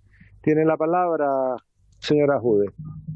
Muchas gracias, presidente. Y primero, mis disculpas y por su intermedio a los demás parlamentarios por sumarme tan tarde, ¿no? Le quiero agradecer también por su intermedio a Evelyn, que entiendo que le dio mis excusas. Lamentablemente tenía un compromiso previo y con la premura, ¿cierto?, de la citación no pude arreglarlo de otra forma, pero de todas maneras yo entiendo que el protocolo siempre es conectarse desde el principio todos los invitados, así que le agradezco la comprensión y la suspensión, presidente, y por su intermedio también a los demás parlamentarios. En honor al tiempo y también teniendo en cuenta, como decía anteriormente, ¿cierto?, la premura con la que se requirió nuestra opinión, mi exposición se va a centrar en ciertos aspectos bien específicos y que tienen que ver con 4 cosas, presidente. Voy a tratar de sujetarme, digamos, al tiempo que se me ha asignado. Primero, en relación con la cuestión previa y lo que tiene que ver con la extemporaneidad de la acusación constitucional. Lo segundo, respecto a ciertas diferencias entre lo que es la fiscalización política y la imputación de la responsabilidad jurídica constitucional. Tercero, ciertos estándares para una mejor comprensión de las causales que motivan las acusaciones constitucionales y particularmente respecto a los ministros de Estado. Y cuarto, el incumplimiento, a mi juicio, de estos estándares por parte de esta acusación constitucional. Yendo directamente, ¿cierto?, en materia, presidente, respecto a la cuestión previa y el tema de la extemporaneidad, simplemente, bueno, primero señalar y preguntarnos, ¿cierto?, cómo se tramitan las acusaciones constitucionales, ¿verdad? Y dónde está básicamente la tramitación de las acusaciones constitucionales. Y como sabemos, ¿cierto?, se encuentra regulada en la Ley Orgánica Constitucional del Congreso y es ahí donde se especifican los distintos pasos de su tramitación. La cuestión previa, ¿verdad?, se encuentra contemplada no en la Constitución, ¿verdad?, sino que en el artículo 43 de la Ley Orgánica Constitucional del Congreso Nacional y en el artículo 335 del Reglamento de la Cámara de Diputados. Y como sabemos, ¿cierto?, solo la puede formular el acusado, ¿verdad?, al momento en que se inicie el debate previo al informe que va a emanar de esta comisión, me imagino que en los próximos días, ¿cierto? ¿Y cómo se puede presentar esta cuestión previa? Bueno, se presenta por el no cumplimiento de los requisitos que la Constitución señala, ¿verdad? Es una suerte como de admisibilidad, ¿no? En la práctica, y así lo ha sostenido la doctrina, el trámite previo de la cuestión previa, ¿cierto?, valga la redundancia, del artículo 43 de la Ley Orgánica Constitucional del Congreso, básicamente es muy relevante. ¿Por qué? Porque en caso que se acoge la cuestión previa, ¿cierto?, no se va al fondo en el entendido, ¿verdad?, de que es decisivo la determinación que toman los honorables diputados al momento de acogerla, ¿cierto? ¿Y cuándo sucede esto, presidente? Y por su intermedio a los demás parlamentarios. Esto sucede cuando el libelo, ¿cierto?, adolece de vicios de forma que se ha considerado como, por ejemplo, citas equivocadas en los preceptos constitucionales y legales en que se funda, o por consideraciones importantes de fondo, tales como que la argumentación jurídica sea incorrecta o sea insuficiente para sostener cargos tan graves como los que motivarían una destitución y una inhabilidad de los derechos políticos por un plazo de 5 años. En ese sentido, y entre los vicios de forma, presidente, que la Constitución señala, se encuentra el plazo de presentación de la acusación constitucional. En este contexto, y en conformidad al artículo 37 de la Ley Orgánica Constitucional del Congreso, presidente, las acusaciones constitucionales, abro comillas, se tendrán por presentadas desde el momento en que se dé cuenta de ellas en la Cámara de Diputados, lo que deberá hacerse la sesión más próxima que ésta se celebre. Cierro comillas. Atendido, presidente, que el exministro de Salud, Jaime Mañalich, dejó de ser autoridad con fecha 13 de junio del año 2020 y que se dio cuenta de la acusación constitucional en su contra en la Cámara de Diputados con fecha 22 de septiembre, han transcurrido más de 3 meses desde la aspiración del cargo y, en consecuencia, la interposición de esta acusación constitucional es extemporánea. En esta línea, presidente, cabe tener en cuenta un precedente interesante del Tribunal Constitucional respecto a esta materia, ¿cierto? Que a propósito del llamado veto de televisión digital, no sé si usted recuerda eso, el año 2014, no sé si era parlamentario quizá, el año 2014 se interpuso un requerimiento ante el Tribunal Constitucional respecto al llamado veto de televisión digital. Y respecto de ese fallo, el Tribunal Constitucional sostuvo que no podía conocer de ese requerimiento producto de que el cuestionamiento que se estaba planteando tenía que ver con un asunto que estaba tratado en la Ley Orgánica Constitucional del Congreso y en el reglamento de la Cámara de Diputados, complementariamente en el reglamento, y no en la Constitución. Y por lo mismo, ello exorbitaba, ¿cierto?, la competencia del Tribunal Constitucional y de la justicia constitucional. Por lo tanto, ¿cierto?, en ese sentido, y teniendo en consideración que la cuestión previa no está en la Constitución y la manera en que se computa el plazo no está en la Constitución, sino que está en la Ley Orgánica Constitucional del Congreso y en el reglamento, la norma legal y reglamentaria es clara en sostener cuándo se entiende presentada las acusaciones constitucionales, ¿cierto? Que es cuando se da cuenta y no cuando se presenta o se firma, ¿cierto?, por parte de alguno de ministro de fe de la Cámara de Diputados. En este sentido, y aludiendo al tenor literal de la norma, se desprende que la presentación de la acusación constitucional fue extemporánea y, en consecuencia, en caso que la defensa quiera interponer una cuestión previa al momento, ¿cierto?, o antes, ¿verdad?, en su escrito de defensa o antes de la exposición que se hará en el hemiciclo, a mi juicio, esa cuestión previa debe ser acogida. Vamos a la segunda parte, presidente. Respecto a las diferencias entre la fiscalización política y la imputación de la responsabilidad jurídica constitucional, que es algo que yo, en lo cual me he ido especializando, ¿cierto?, en la parte quizás más bien orgánica y de las facultades del Congreso. Y aquí es importante tener en consideración que la Constitución se refiere a 2 atribuciones exclusivas de la Cámara de Diputados. A diferencia del Senado, que tiene varias atribuciones exclusivas, la Cámara de Diputados tiene particularmente 2, ¿cierto? La fiscalización de los actos del gobierno y declarar si al lugar o no la acusación constitucional, ¿ya? En esta línea, me parece importante que antes de entrar, ¿cierto?, a la cancha, ¿cierto?, antes de entrar en materia, me parece importante aclarar en primer término qué implica una fiscalización. Y la fiscalización consiste básicamente en la medición o revisión de conformidad con una regla o criterio, ¿cierto? Entonces nosotros revisamos una conducta y lo ajustamos a en base a un determinado criterio, a una determinada revisión, ¿cierto? Y así se suele afirmar en doctrina, ¿cierto?, que existen dos grandes tipos de fiscalización, una política y una más bien jurídica, ¿cierto? La política tiene que ver cuando el criterio empleado es la conveniencia de una determinada conducta o el mérito de una determinada conducta. En el caso de la jurídica, ¿cierto?, consiste cuando el criterio empleado para revisar las conductas, es decir, se hace un ajuste de la conducta, se hace la medición y la revisión respecto al Estado de Derecho, es decir, el ordenamiento jurídico, la norma, ¿cierto? Y eso es bien importante, tener en cuenta esta distinción entre lo que es una medición o revisión, ¿cierto?, política y una jurídica, ¿verdad? Ya que existe una diferencia bien importante en relación a las atribuciones exclusivas de la Cámara de Diputados.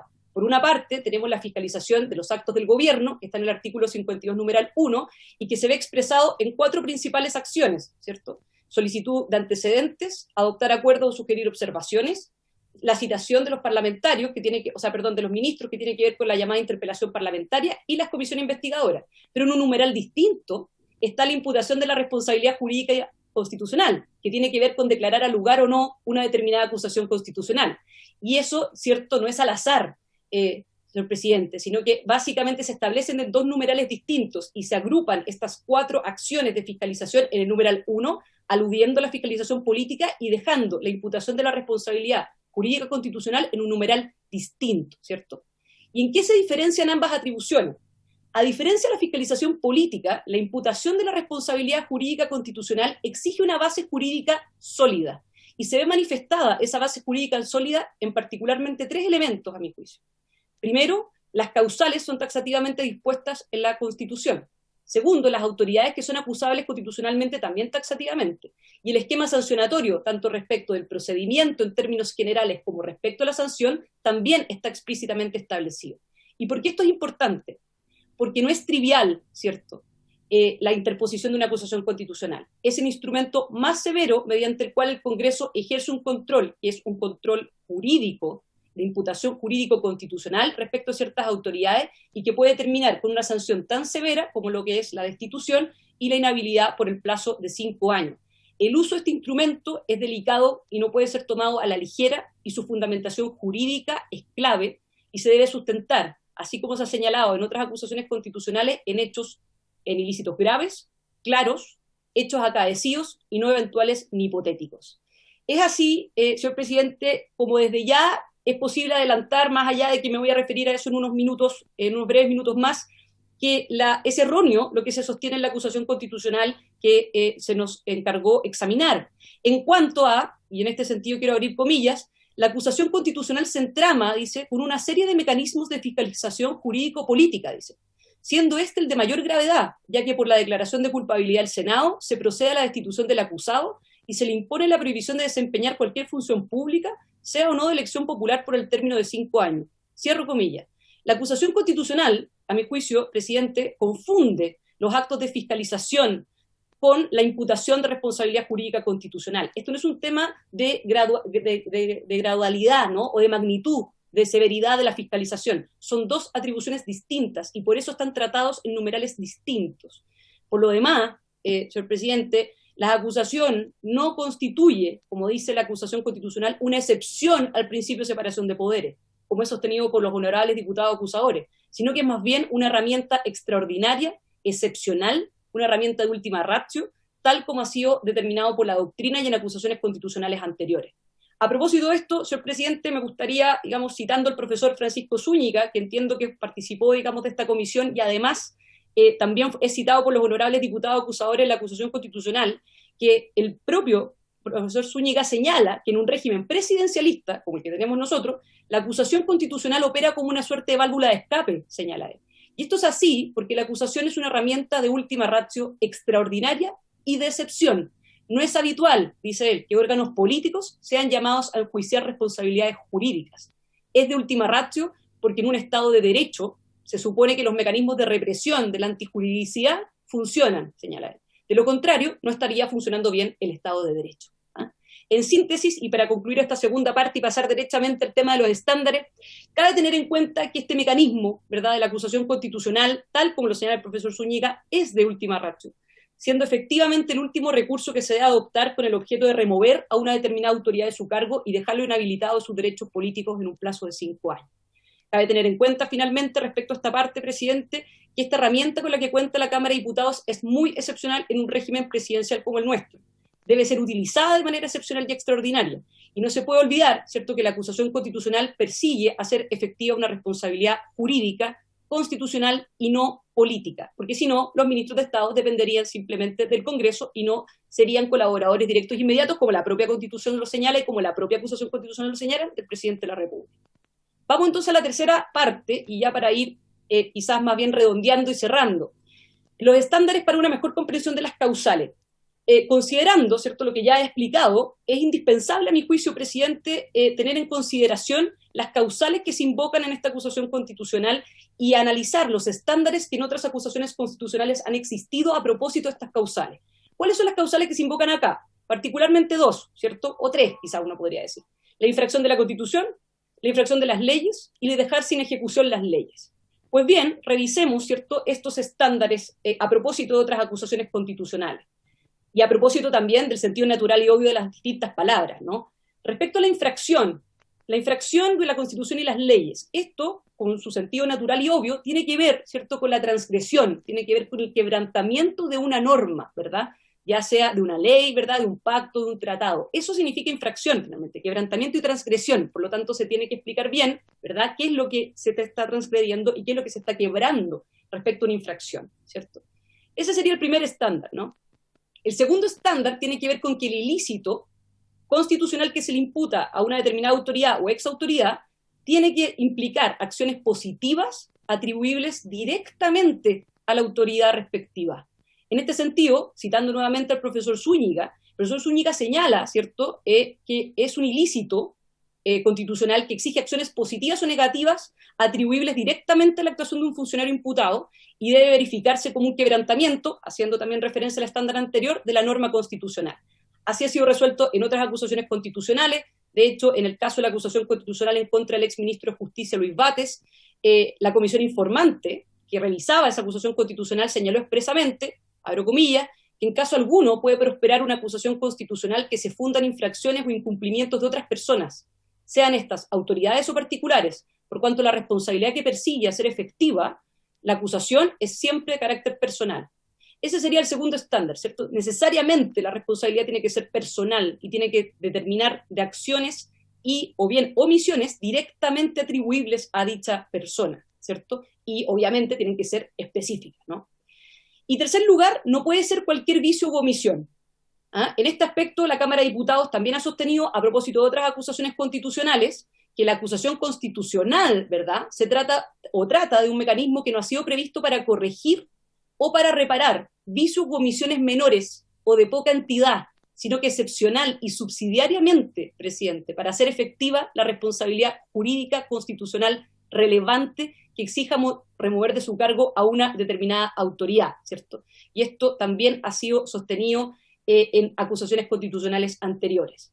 Desde este punto de vista, entonces, a mi juicio, ¿verdad?, no se cumple con estos estándares, no se cumple, ¿cierto?, con las exigencias que están establecidas en la Constitución y en la Ley Orgánica Constitucional del Congreso Nacional en este caso.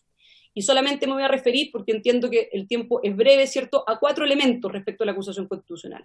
Primero, los hechos en los que se sustenta, que van desde la página 5 hasta la página 18, se basan en declaraciones de prensa realizadas por el exministro y en opiniones, no en hechos ni en pruebas sostenidas por parte de estas opiniones, ¿verdad?, de asociaciones gremiales y de centros de estudio.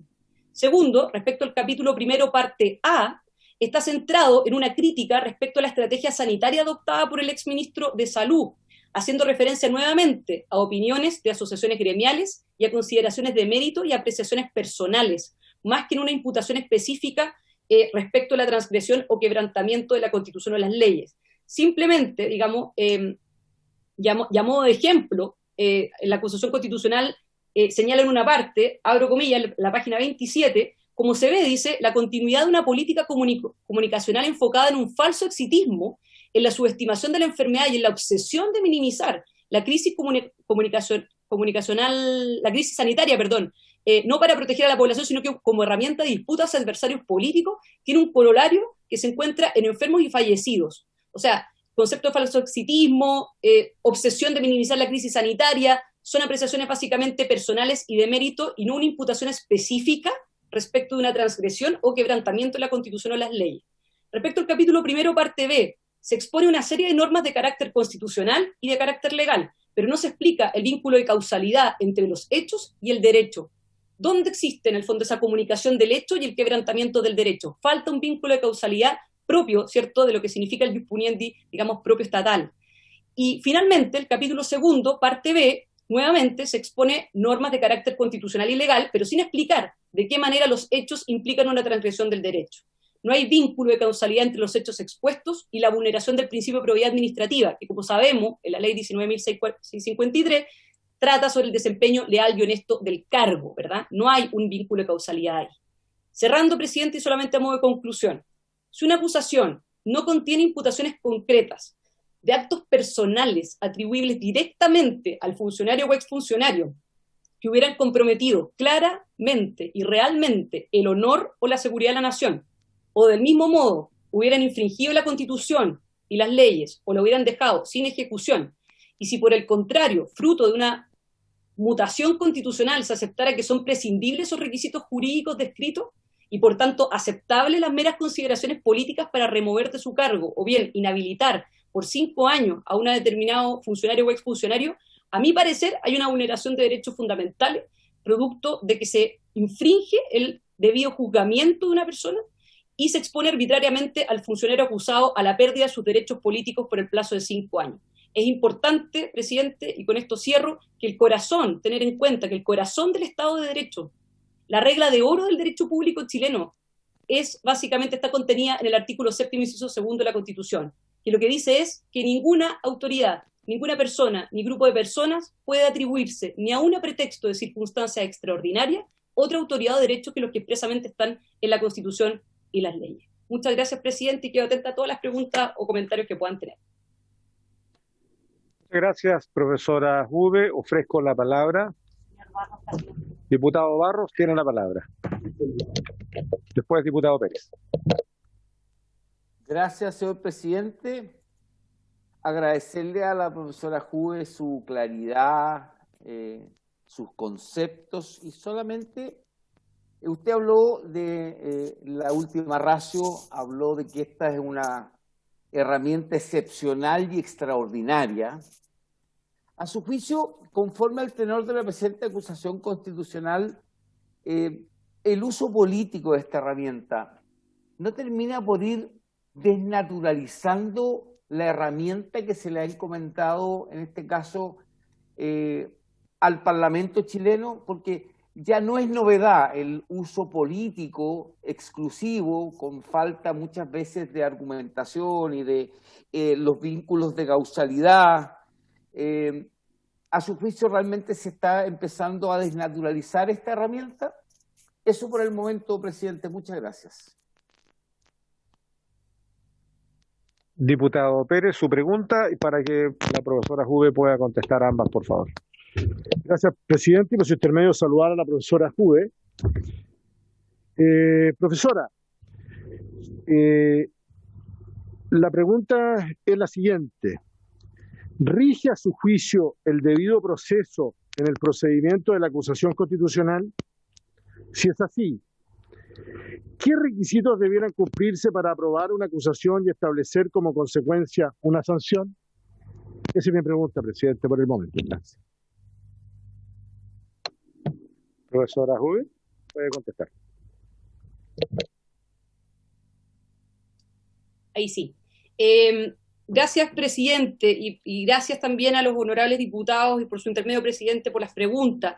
A ver, respecto a la pregunta del diputado Barro, efectivamente, yo por lo menos he hecho un estudio de las acusaciones constitucionales presentadas desde el año 90 hasta ahora, donde un porcentaje significativo de esas acusaciones constitucionales dice relación con ministros de Estado, ¿ya?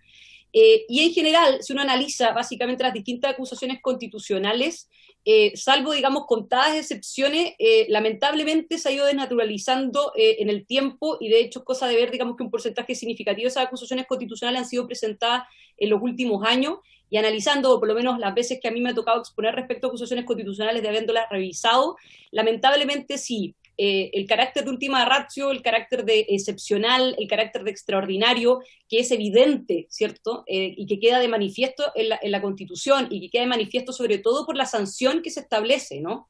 Pérdida de derechos políticos, inhabilidad, o sea, inhabilidad por 5 años y destitución del cargo eventualmente si lo sigue ejerciendo, es muy grave, ¿no? Y por eso la Constitución hace esta distinción entre la fiscalización de los actos del gobierno y lo que sería la imputación de la responsabilidad jurídica constitucional. Evidentemente que no se establece quizás un quórum tan alto como se establece en el caso del presidente, porque esa es una distinción, ¿verdad?, entre que el presidente es jefe de Estado y se requiere un quórum más alto para poder removerlo, precisamente, digamos, por el rol que cumple, y se pone un quórum más bajo, digamos, pero eso no tiene nada que ver con el hecho de que eventualmente quede sujeto, ¿cierto?, a la determinación política, su mantención, porque eso implica desnaturalizar todo lo que es el régimen presidencial, que uno podrá estar de acuerdo o en desacuerdo con él, ¿no? A mí me gusta más, de hecho, el sistema parlamentario, ¿no?, más que el sistema presidencial. Pero la realidad, ¿cierto?, es que tenemos un régimen presidencial donde los ministros dependen de la confianza del presidente, son colaboradores directos e inmediatos de él, y por lo tanto, todo lo que tiene que ver con el mérito y la conveniencia, ¿cierto?, con el desempeño de las distintas autoridades, y particularmente los ministros que son acusables constitucionalmente, es algo que depende del presidente. Y por lo tanto, a mi juicio, ¿cierto?, es riesgoso este abuso que ha existido respecto a la interposición de acusaciones constitucionales, donde muchas veces uno se da cuenta, sobre todo como abogada, que me tocó litigar durante harto tiempo, revisando los escritos, ¿verdad?, son desprolijos, donde no se plantea este vínculo de causalidad, donde se plantean hechos genéricos, donde se establecen imputaciones, digamos, genéricas. En ese sentido, me parece, donde se establecen las apreciaciones personales y de mérito, donde se confunden conceptos, evidentemente que eso desnaturaliza un elemento tan severo como este, y sobre todo tan serio, por respecto a la sanción que esto implica. No es una fiscalización cualquiera, no es la solicitud de antecedentes cualquiera, sino que implica remover a una persona y dejarlo inhabilitado para poder ejercer cargos públicos por 5 años. Es demasiado grave, ¿no? Entonces, en ese sentido, comparto ese diagnóstico crítico respecto a la acusación constitucional. Respecto a la pregunta del diputado Pérez, no me quedó muy claro, presidente, por su intermedio, no sé si el diputado Pérez me la podría aclarar de nuevo, porque no logré captarlo. Repítala, diputado Pérez, por favor. Sí. ¿Rige a su juicio el debido proceso en el procedimiento de la acusación constitucional? Quiero saber su opinión respecto a eso. Si es así, ¿qué requisitos debieran cumplirse para aprobar una acusación y establecer como consecuencia una sanción? Esa es mi pregunta. Gracias, diputado. Muchas gracias, presidente, por su intermedio. Gracias al diputado Pérez por la pregunta. A ver, desde mi perspectiva, la lógica y lo que tiene la Ley Orgánica Constitucional del Congreso Nacional es precisamente permitir eso, ¿cierto? La constitución de un marco obviamente específico respecto de qué autoridades, cuáles son las causales muy taxativas, cuál es la sanción, ¿verdad? Pero todo lo que implica el procedimiento propiamente tal, como yo decía anteriormente, la cuestión previa, por ejemplo, que yo creo que es básica para efectos de un debido proceso, porque todo tipo de escrito, ¿ya?, como en este caso la acusación constitucional, tiene que pasar por un trámite de admisibilidad, a ver si cumple con los requisitos mínimos. Y luego, ¿cierto?, ir al fondo. Y también se establecen una serie de otros elementos, como por ejemplo los capítulos acusatorios, que se tengan que dividir, básicamente tener un escrito como cualquier otro, y es parte, digamos, de cómo se ejerce las atribuciones, obviamente en este caso no jurisdiccionales, pero sí ejerce evidentemente como tribunal de alguna manera, ¿verdad?, el Congreso, al momento de ser el acusador, la Cámara de Diputados, y resolver como jurado, ¿cierto?, en el caso del Senado. Entonces, desde mi perspectiva, en términos legales, uno podría hacerle perfeccionamientos a la Ley Orgánica Constitucional del Congreso para que deje más claro algunos elementos, pero sí me parece que están dadas las condiciones legales. Donde sí creo que puede existir, obviamente, un elemento que vulnere, ¿verdad?, el debido proceso, especialmente respecto al juzgamiento, es en el caso, ¿cierto?, donde se termine removiendo, o bien en este caso, ya que el exministro ya renunció, removiendo o inhabilitando por el plazo de 5 años por razones políticas, de mérito, por apreciaciones personales y sin cumplir, en el fondo, con los debidos resguardos que están precisamente establecidos en la ley orgánica, que tiene que ver con que precisamente se presente, por ejemplo, dentro de plazo, ¿verdad? De acuerdo a la manera en que está establecida la ley orgánica, el hecho, ¿cierto?, que los capítulos acusatorios sean claros, donde exista un vínculo de causalidad propio, digamos, de un procedimiento sancionatorio. Entonces, a eso me refería al final, con que en ese caso, ¿cierto?, si es que eso llega a ocurrir, evidentemente existe, a mi juicio, una vulneración del debido proceso como derecho fundamental, ¿no? Gracias, profesora Juve. Ofrezco la palabra. Diputado Barros. Ahí sí, gracias, presidente. Como dije que era por el momento, ahora retomo. A su juicio, profesora Juve, ¿qué opinión jurídica le merece, a la luz del concepto que ha expuesto de última ratio, la circunstancia que los mismos hechos que están comprometidos en la acusación constitucional estén al mismo tiempo siendo investigados por 4 comisiones especiales investigadoras? Y por último, también a la luz de lo que usted ha señalado, ¿será necesario hacer modificaciones a la ley orgánica del Congreso Nacional en orden a que las acusaciones contra ministros renunciados deban tener un cambio y debe ser aún más excepcionales de acuerdo a lo que usted ha planteado? Eso nomás, muchas gracias. ¿Contesto, presidente? Sí. Gracias, presidente, y por su intermedio, gracias al diputado Barro. Respecto a lo primero, a ver, esto es algo que no está explícitamente establecido en la Constitución, ¿ya? Pero que sí se pensó en la reforma constitucional del año 2005 en relación a las comisiones investigadoras. ¿Qué es lo que se hizo en la reforma del año 2005? Simplemente para contextualizar. Lo que se hizo fue tratar de fortalecer las atribuciones fiscalizadoras de la Cámara de Diputados. ¿Y en qué se vio manifestado eso? Particularmente en varios elementos, pero uno de ellos es incluir la llamada interpelación parlamentaria, que es citar a un ministro de Estado para hacerle preguntas. Eso no estaba en la Constitución hasta el año 2005. Y elevar a nivel constitucional las comisiones investigadoras, ¿no? Eso es algo que existía, ¿cierto?, pero que no estaba en la Constitución. Entonces, precisamente para fortalecer el rol del Congreso, entre otros elementos, ¿verdad?, que se hizo en la reforma del año 2005, se incluyen las comisiones investigadoras en la Constitución. Lo que se pensó en ese momento, ¿cierto?, era precisamente que eventualmente estos 4 elementos que están en el artículo 52, numeral 1, fueran una especie de antesala de una potencial acusación constitucional. Es decir, que en la práctica estos mecanismos o herramientas de fiscalización permitieran a los parlamentarios poder tener las herramientas y los conocimientos de determinadas informaciones donde eventualmente puedan salir infracciones a la Constitución y las leyes, y luego, con ese material, poder interponer una acusación constitucional. Es esencial, en el fondo, es de la esencia el hecho de tener que hacer eso para interponer una acusación constitucional, no. Pero evidentemente que es al menos curioso, ¿no?, que existan acusaciones, o sea, comisiones investigadoras investigando esto, ¿cierto?, en paralelo a lo que sería una acusación constitucional. Es curioso, pero no es incompatible, en el fondo, en términos de lo que señala la Constitución. Precisamente porque estas herramientas tienen, de alguna manera, un cierto objetivo en el sentido de decir, mire, esto es para fiscalizar, pero también, obviamente, que si de esa fiscalización, de solicitud de antecedentes, de interpelación parlamentaria, de comisión investigadora, se da cuenta que existen infracciones a la Constitución y las leyes, una transgresión, un quebrantamiento del ordenamiento jurídico, o bien se dejó sin ejecución ciertas normas, bueno, evidentemente que eso puede terminar en una acusación constitucional y eventualmente también en otro tipo de responsabilidades, como penales, civiles y administrativas, que obviamente no le corresponden al Congreso, pero que el Congreso podría entregar esos antecedentes, ¿verdad?, a las autoridades correspondientes. Por lo tanto, no es incompatible, pero es bueno, digamos, tener ese contexto. Y respecto a lo segundo, diputado Barro, desde mi punto de vista, claro, no se podría hacer modificaciones a la LOC, a la Ley Orgánica Constitucional del Congreso Nacional, perdón, que tengo siempre la muletilla de hablar de LOC, sin antes hacer una modificación a la Constitución, ¿no? Porque es la Constitución la que señala de que se puede interponer contra un ministro, ¿verdad?, mientras está ejerciendo el cargo, o hasta 3 meses desde la expiración de su cargo. Entonces, en ese contexto, si es que uno quisiera hacer alguna diferencia entre un ministro renunciado, por así decirlo, y un ministro que todavía está ejerciendo su cargo, habría que hacer una modificación constitucional. Desde mi perspectiva, ¿cierto?, y tomando en consideración los elementos que hoy día, o con la manera, digamos, en que se está utilizando la acusación constitucional, creo que sería razonable hacer cambios, pero no porque no sea clara la Constitución, o no porque no sea claro que este es un elemento ultima ratio extraordinario o excepcional, sino que porque en realidad la práctica ha terminado desvirtuando, ¿cierto?, un instrumento que es muy, muy delicado y muy severo como es este, que ha sido históricamente, digamos, no solamente en esta Constitución, sino que históricamente muy, muy, muy delicado. Muy bien, muchas gracias, profesora Huber. ¿Hay más consultas?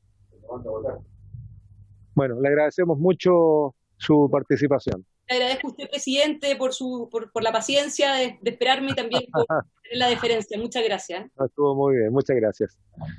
Bueno, colegas, están llamando a votar.